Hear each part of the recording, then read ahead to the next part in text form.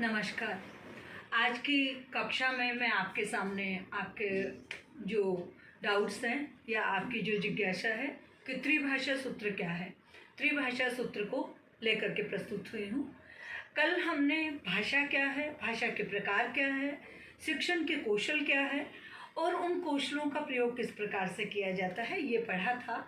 और इस कक्षा को लेने के बाद आपने अपने प्रतिक्रिया भेजी थी कि त्रिभाषा सूत्र क्या है, इसके बारे में आपको समझाया जाए। त्रिभाषा सूत्र, देखिए ये जो शब्द है त्रि, इसी से स्पष्ट हो जाता है। त्रि का मतलब तीन भाषाओं को जो समूह होता है उसको हम त्रिभाषा सूत्र कहते हैं। अब त्रिभाषा सूत्र का उद्गम कैसे हुआ और क्या हुआ? 1947 में जब हमारा भारत आज़ाद हुआ और आज़ादी के बाद में जब मातृभाषा शिक्षा का विकास और प्रचार प्रसार किया जाने लगा, या फिर गांधी जी ने बुनियादी शिक्षा के अंतर्गत मातृभाषा शिक्षा को माध्यम बना दिया या अनिवार्यता उसकी कर दी, तब विभिन्न राज्यों से, जितने भी उस समय राज्य थे, उन सबसे केंद्र सरकार ने चर्चा विचार विमर्श किया और विचार विमर्श के बाद में ये निष्कर्ष पेश पे पहुँचे कि हमें त्रिभाषा सूत्र लागू कर देना चाहिए हिंदी शिक्षण में। अब शिक्षण में आपका जो है वो त्रिभाषा सूत्र में 3 भाषाएं उन्होंने करा।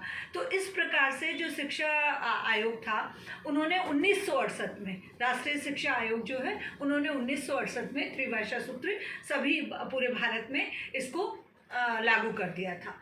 त्रिभाषा में सबसे पहले जब 3 भाषाओं की हम बात करेंगे तो सबसे पहले उसमें आती है मातृभाषा। अब यहाँ आप मातृभाषा को 2 प्रकार से समझ लीजिए। मातृभाषा को कभी कभी हम क्षेत्रीय भाषा भी कह देते हैं। क्षेत्रीय भाषा अर्थात उस क्षेत्र में बोले जाने वाली भाषा। मातृभाषा माँ के मुख से बालक ने जो सबसे पहले सुना। शिक्षण का एक सीधा सा सरल सिद्धांत होता है कि शिक्षण का मतलब है सीखना, और सीखा स्वाभाविक रूप से जिस चीज़ को सीखा जाता है उस पर बालक का या विद्यार्थी का या किसी भी मनुष्य का अधिकार ज़्यादा होता है।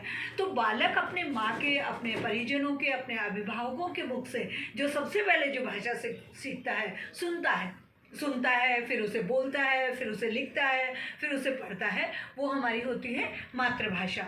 मातृभाषा और शिक्षा तो पहली हो गई हमारी मातृभाषा और क्षेत्रीय भाषा त्रिभाषा में। दूसरी हमारी हो गई राजकीय भाषा या राष्ट्रीय भाषा। जिस राज्य के हम निवासी हैं उस राज्य में जो राज्य की भाषा है, यानी जिसमें सरकारी कार्य किया जाता है, वो राजभाषा या हमारी राष्ट्रीय भाषा। तो दूसरी हमारी हो गई राजभाषा और राष्ट्रीय भाषा।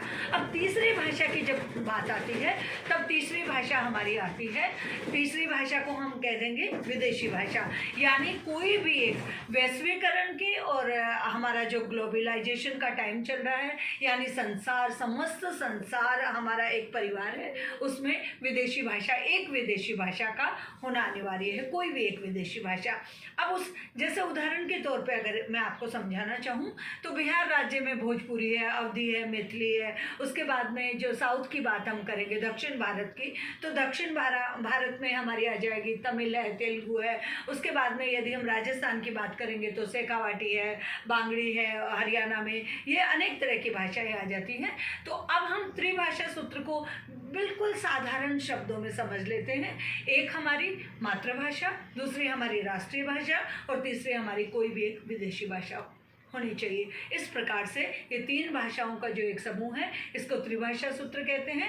ये त्रिभाषा सूत्र मैं अपेक्षा करती हूँ कि आप लोगों को त्रिभाषा सूत्र बहुत ही सरल शब्दों में समझ में आ गया होगा। और अगली कक्षा में मैं आपके सामने पाठ्य योजना के चरण क्या है वो लेकर के प्रस्तुत होती हूँ। आज की कक्षा यहीं समाप्त करती हूँ और मैं आप सबका धन्यवाद करती हूँ इसको देखने के लिए, इसको सुनने के लिए। धन्यवाद।